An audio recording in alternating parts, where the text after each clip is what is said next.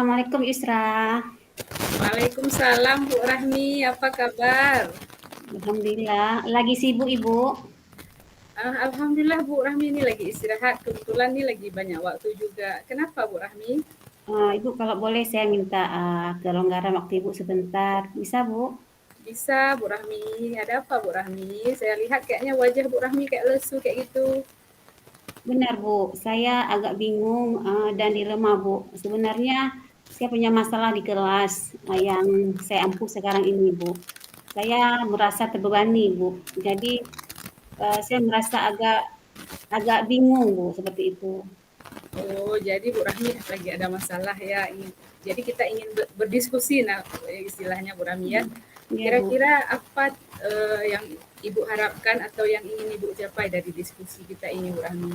Saya Bu ingin nanti setelah berbicara dengan Ibu, apa namanya, bincang-bincang dengan Ibu, saya bisa um, mendapat solusi dari masalah yang saya hadapi. Seperti itu, Bu. Oh, baik Bu Rahmi. Semoga dengan kita berbincang ini mengurangi beban pikiran yang ada di Ibu.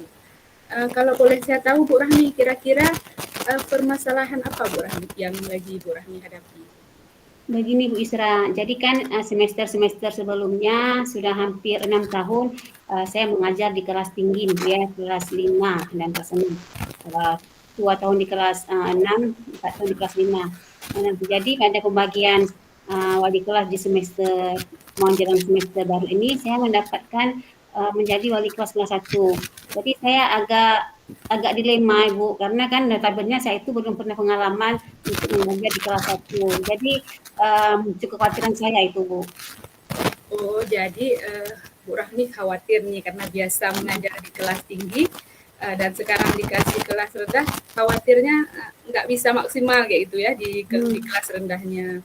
Kalau saya boleh tahu Bu Rahmi, kira-kira kekhawatiran yang Ibu Rahmi maksud itu bisa nggak Ibu Rahmi ceritakan lebih mendalam lagi? Seperti ini Bu, jadi kan saya itu kewalahan dalam mengatur anak-anak di kelas 1.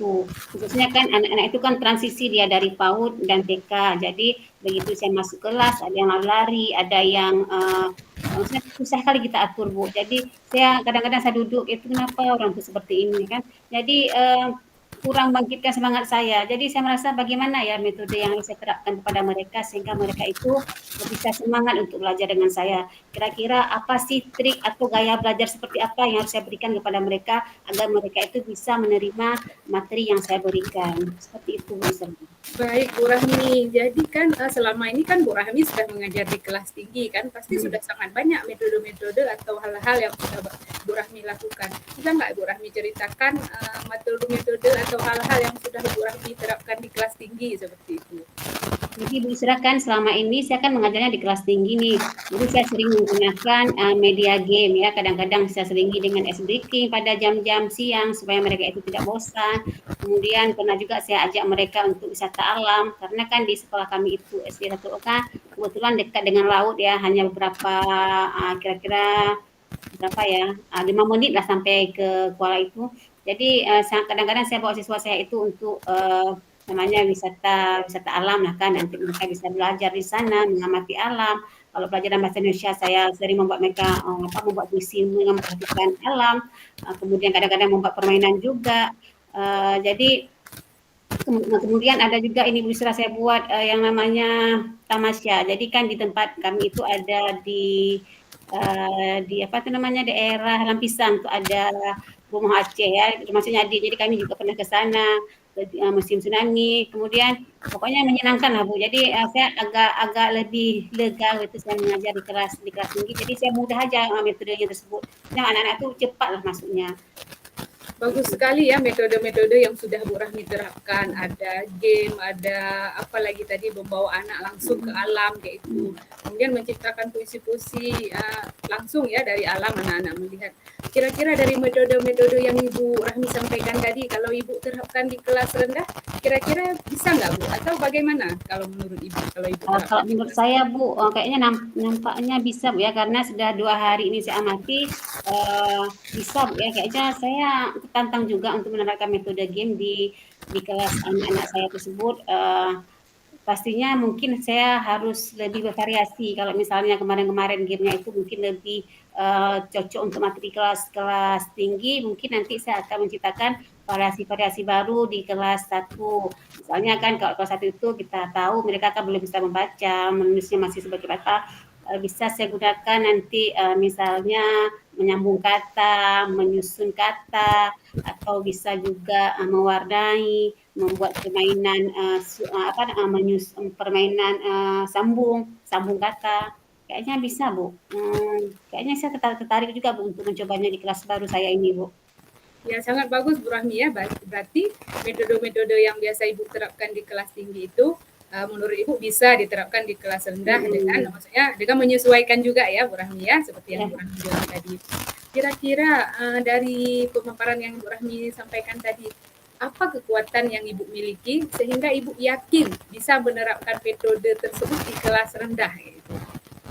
Saya rasa Bu Yusra selama ini saya itu sangat antusias, saya sangat semangat dalam merancang beragam metode game ya. Kadang-kadang saya ambil contohnya itu di internet ya, banyak saya ambilnya di internet. Kemudian begitu saya ambil, saya download, kemudian saya masukin ke dalam laptop. Kemudian sering saya praktek, saya akan praktek langsung kepada siswa saya dan saya lihat mereka sangat bahagia, sangat bergembira dan mereka begitu saya berikan game termotivasi untuk belajar. Jadi hal-hal yang mudah, yang sulit tadinya saya terapkan, begitu saya masukkan ke dalam dengan media game, seperti saya berikan soal dalam bentuk game, berikan pertanyaan, mereka dengan mudah menjawabnya. Dan saya lihat juga hasil belajar yang sudah mereka capai lebih meningkat. Jadi respon orang tua mereka pun juga sangat positif dengan saya terapkan metode-metode game tersebut dalam pembelajaran yang saya berikan, Bu Isra. Baik, sangat luar biasa Bu ya, apa kekuatan yang Ibu miliki sehingga Ibu yakin untuk menerapkan metode-metode yang biasa Ibu terapkan di kelas tinggi untuk Ibu terapkan di kelas rendah. Ibu pernah nggak mengkonfirmasi atau mengajak misalnya mengajak siswa itu langsung untuk mereka belajar game? Ibu pernah nggak mengkonfirmasi langsung ke siswanya? Ini kan Bu baru rancangan saya, tapi kalau untuk konfirmasi kepada siswa langsung saya belum pernah Bu. Jadi belum pernah saya coba Bu seperti itu. Jadi mungkin gimana ya ke depannya mungkin Bu. Iya, baik Bu Rahmi, maksudnya bagaimana misalnya kalau Bu Rahmi itu mengkonfirmasi kepada siswa, kira-kira kalau kita belajar dengan game anak-anak suka nggak? Bisa nggak kalau misalnya Bu Rahmi itu mengkonfirmasi kepada anak-anak kalau misalnya mereka senang nggak belajar dengan metode game, maksudnya metode alam yang seperti Bu Rahmi jelaskan tadi. Ya, kayaknya sangat cocok Bu ya, dan saya juga akan mengajak siswa saya untuk menggunakan media game dalam permainan menyenangkan. Istilahnya kan bisa belajar sambil bermain seperti itu Bu ya. Jadi saya juga akan mencobanya Bu dalam kelas baru saya. Bagus sekali ya Bu Rahmi ya yang dari paparan Bu Rahmi tadi. Kira-kira Bu Rahmi ada nggak aksi atau rencana yang lain yang bisa Ibu lakukan di kelas rendah ini? Jadi rencana saya Bu, saya untuk menerapkannya di kelas rendah, saya akan belajar lebih giat lagi, saya akan mencari jenis-jenis game yang dapat saya terapkan dalam pembelajaran, serta saya akan mencari sumber-sumber belajar yang menyenangkan. Di samping juga saya akan berbagi pengalaman dengan guru-guru kelas sebelumnya, jadi saya akan mendapat pencerahan yang baru dari guru tersebut. Sangat bagus ya rencana dari Bu Rahmi. Bu Rahmi, kira-kira dari rencana yang udah dirancang tadi itu ada nggak maksudnya yang bisa Ibu libatkan untuk menjalankan rencana atau aksi yang ingin Ibu lakukan itu? Ada Bu, rekan guru. Nanti saya akan berkolaborasi dengan rekan guru, terlebih kan guru yang di kelas 1 dulu yaitu Ibu Rita. Saya nanti akan sering berkonsultasi dengan beliau, akan sering berkolaborasi untuk minta pengalaman beliau terkait pengalaman beliau mengajar selama ini kelas rendah itu seperti apa. Jadi nanti hal-hal baik, hal positif yang saya dapatkan dari beliau akan saya terapkan di kelas saya. Itu Bu. Ya, bagus sekali Bu Rahmi. Berarti Bu Rahmi akan mengajak kerjasama dengan guru yang berpengalaman di kelas rendah ya. Kira-kira metode yang sudah Ibu Rahmi terapkan selama ini, kira-kira menurut Bu Rahmi sudah berada di skala berapa Bu kalau dari 1 sampai 10? Mungkin selama ini saya berada pada skala berapa ya? enam, enam atau 7 lah Bu. 6 ya atau 7 ya Bu Rahmi. Kira-kira Ibu Rahmi apa sangat ingin nggak meningkatkan ke angka yang lebih Sangat sempurna Bu, gitu? saya sangat ingin meningkatkan bahkan kalau bisa 10, tapi kan itu terlalu tinggi ya. Jadi saya berharap setidaknya bisa pada skala 8 atau 9 Bu.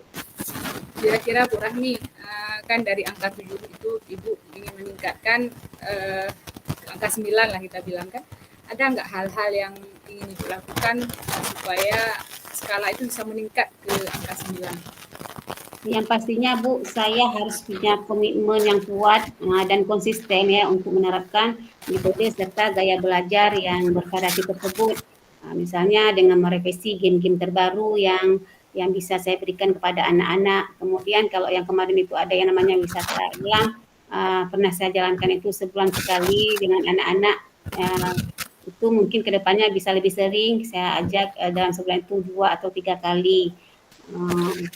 Kalau bisa pun seminggu sekali Bu. Kemudian saya juga harus membimbing mereka dan mengarahkan mereka supaya mereka mau terus belajar dengan saya. Saya harus dapat menciptakan kelas yang aman, yang nyaman dan menyenangkan bagi mereka. Terlebih dengan adanya permainan game tersebut, saya rasa kelas saya itu juga akan hidup Bu. Baik, Bu Rahmi sangat luar biasa ya rencana-rencana yang telah Ibu Rahmi paparkan. Semoga dengan diskusi ini membuat Ibu Rahmi nyaman dan apa yang Ibu Rahmi rencanakan ini semoga bisa berhasil ya Bu Rahmi seperti yang kita harapkan. Tetap semangat Bu Rahmi, terima kasih banyak sudah mau bercerita dengan saya. Bagaimana kira-kira perasaan Bu Rahmi Terima setelah kasih juga Yusra, bercerita? saya sangat lega setelah saya berkonsultasi dengan Bu Yusra, saya memperoleh gambaran baru, saya lebih bersemangat untuk mengajar ke depannya dan saya harap ke depan juga pembelajaran saya bisa saya terapkan lebih baik seterusnya. Terima kasih Bu Yusra, ke depan semoga Ibu Yusra juga bisa jadi partner yang kerja yang baik untuk saya. Terima kasih Bu Terima Yusra. kasih Bu Rahmi, sama-sama.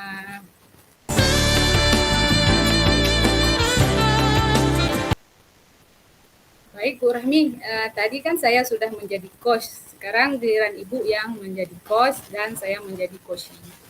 Silakan Bu Rahmi. Assalamualaikum Bu Yusra, apa kabar Bu Yusra? Waalaikumsalam Bu Rahmi, alhamdulillah kabarnya baik Bu Rahmi. Saya lihat Ibu Yusra agak murung. Ada apa Bu Yusra? Apa ada permasalahan yang sedang Ibu hadapi? Ya Allah, benar sekali Bu Rahmi. Sebenarnya kan saya gimana ya, ada sedikit kalau dibilang sedikit kayak banyak ya, ada sedikit banyak masalah nih saya di sekolah Bu Rahmi. Kira-kira Bu Rahmi ada nggak waktu saya mau berdiskusi nih sebentar? Oh, tidak masalah Bu Yusra. Kebetulan juga bayi saya juga lagi enteng-entengnya ini. Kira-kira Bu Yusra nanti setelah kita diskusi, setelah kita bincang-bincang, hal apa yang ingin Bu Yusra dapatkan dari hasil diskusi kita hari ini? Jadi saya Bu Rahmi kan tujuannya berdiskusi dengan Ibu, ya berbagi masalah itu bisa membuat saya bisa lega kayak itu, bisa mencari solusi-solusi dari permasalahan saya. Seperti itu Bu Rahmi. Jadi kira-kira Bu Yusra, sebenarnya masalah apa sih yang tengah Ibu hadapi sehingga saya lihat Ibu nampak murung seperti itu? Kayaknya masalahnya besar sekali. Kira-kira apa sih masalah yang membebani pikiran Ibu? Sebenarnya Bu Rami saya agak malu juga bercerita, tapi karena memang saya butuh teman curhat ya Bu Rami, saya bercerita sama Bu Rami. Begini Bu, saya kan biasanya mengajar di kelas 5 nih. Jadi selama ini anak kelas 5 yang saya ajar selama setahun ini alhamdulillah baik-baik kali budinya. Jadi sangat mudah kalau kita kasih pembelajaran seperti itu. Jadi ini kan tahun ajaran baru, jadi naik anak kelas 4 yang lama ke kelas saya sejumlah 11 orang. Jadi kan dari isu-isu yang saya dengar dari wali kelasnya, dari guru-guru yang mengajar di kelas 4, itu anak-anak kelas 4 ini kayaknya anak-anak yang memang susah diatur kayak gitu Bu Rahmi. Sering membuat kekacauan di kelas, di keributan. Maksudnya kalau misalnya dikasih diam itu cuma bertahan 2 menit kayak itu. Jadi itu Bu Rahmi masalah saya. Itu masalah yang umum, sebenarnya masalah yang sering ya dihadapi oleh semua guru, termasuk saya juga kadang-kadang.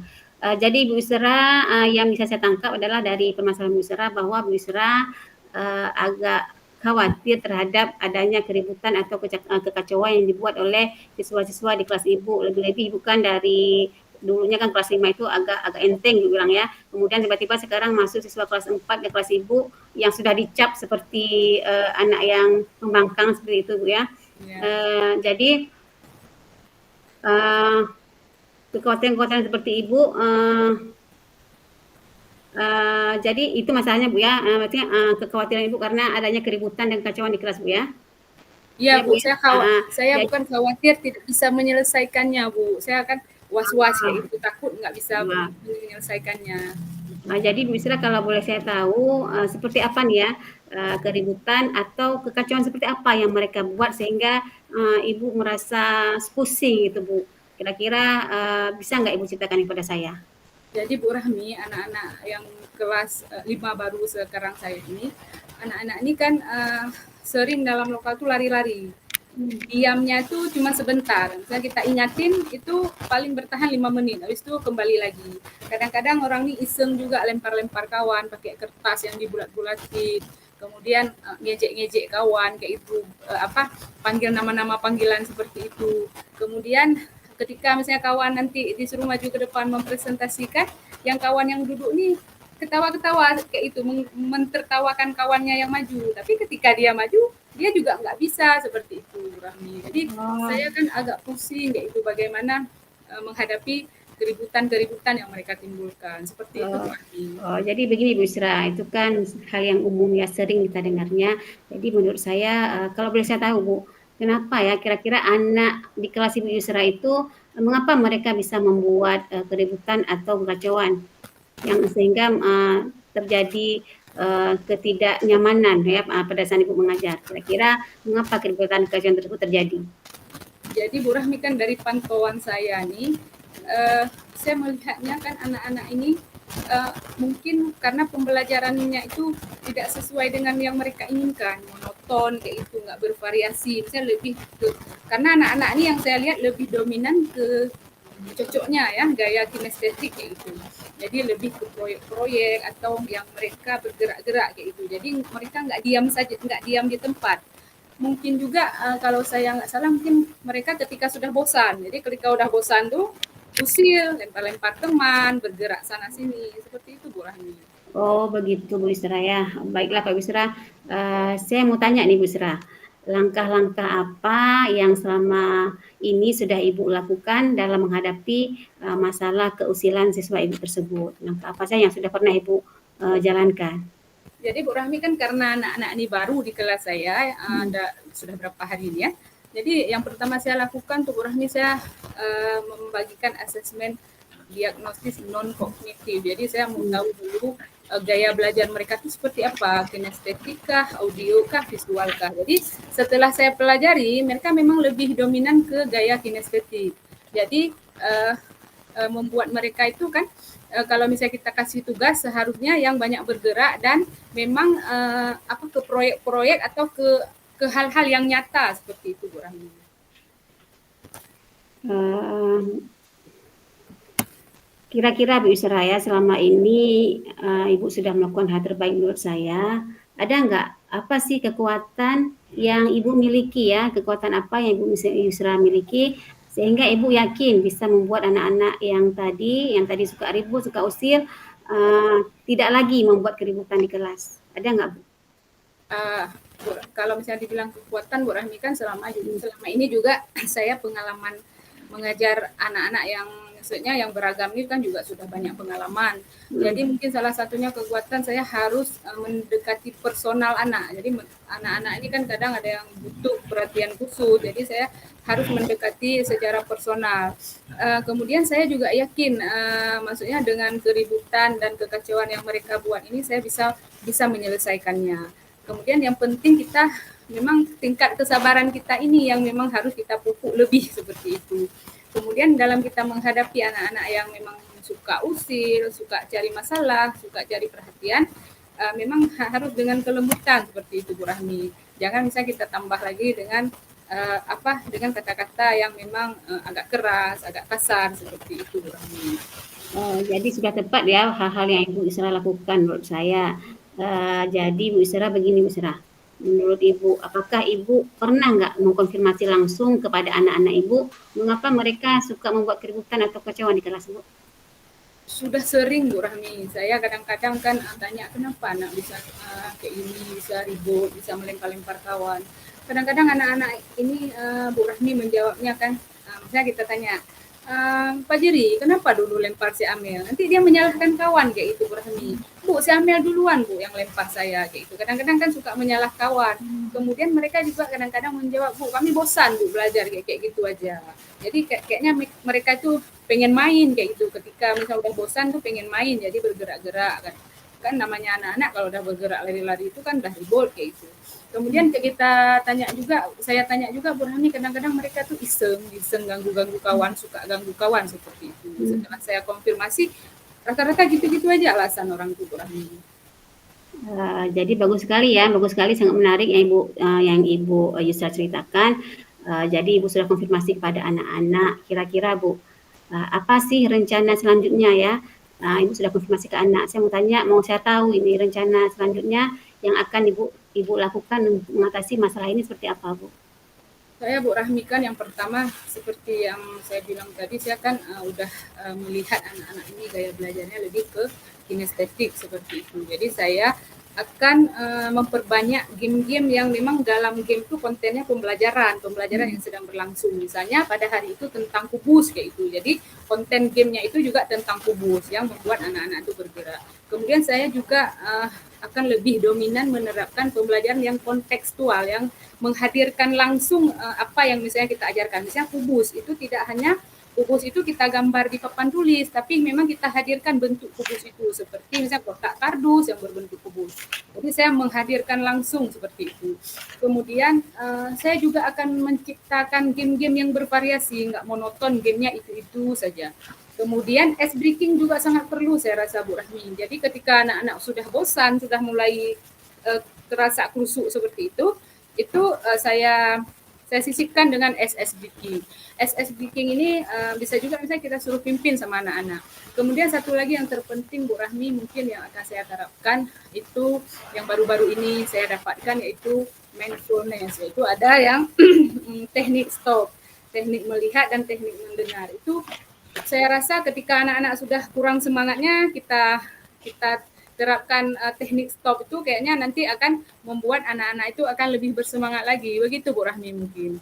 Oh, bagus sekali rencana Bu Isra ya. Tadi saya dengar ada melakukan pembelajaran berdiferensiasi, maksudnya sesuai dengan kebutuhan siswa. Kemudian Ibu juga akan mengajar dengan menggunakan mindfulness, yaitu kesadaran penuh dengan sistem stop tadi Bu ya.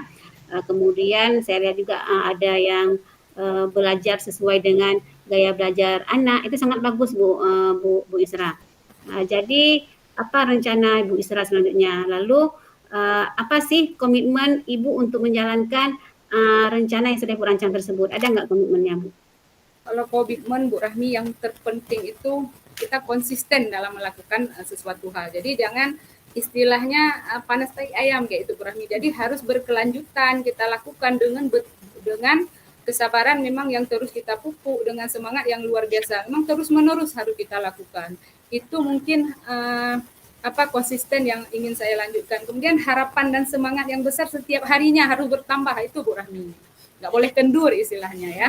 Bagus sekali Bu ya. Kira-kira Bu Isra, ada nggak rekan Ibu atau siapa yang bisa Ibu ajak untuk menjalankan rencana Ibu tersebut? Ada nggak? Kalau di sekolah Bu Rahmi kan yang pertama sekali kan kepala sekolah memang yang tempat kita sebagai orang tua di sekolah, sebagai orang yang kita tuakan. Yang pertama yang pasti kepala sekolah. Yang kemudian yang kedua itu wali kelas sebelumnya Bu Rahmi. Jadi kan hal-hal memang yang berkaitan dengan anak-anak yang saya sekarang ini kan wali kelas sebelumnya yang lebih tahu. Jadi saya mungkin bisa berkolaborasi dengan beliau. Itu mungkin orang yang bisa saya libatkan di dalam hal ini Bu Rahmi.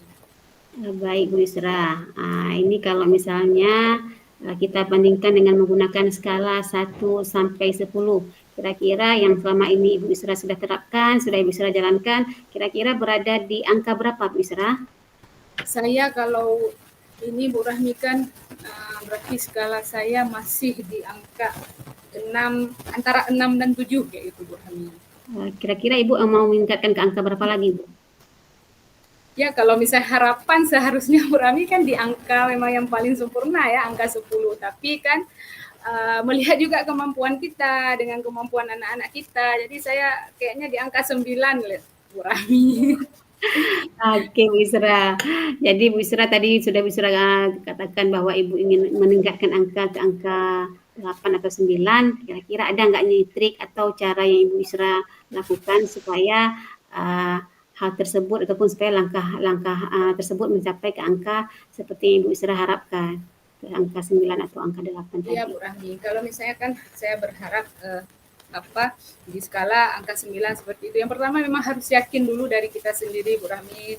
Kalau misalnya kita nggak yakin, apapun kerjaan memang nggak mencapai yang seperti yang kita harapkan. Jadi saya yakin terus memperbaiki diri, terus menghadirkan pembelajaran-pembelajaran yang menyenangkan bagi siswa yang kreatif, inovatif, menyenangkan seperti itu. Memang yang betul-betul diinginkan siswa. Saya juga akan terus menghadirkan pembelajaran-pembelajaran yang berpihak kepada murid seperti itu Bu Rahmi.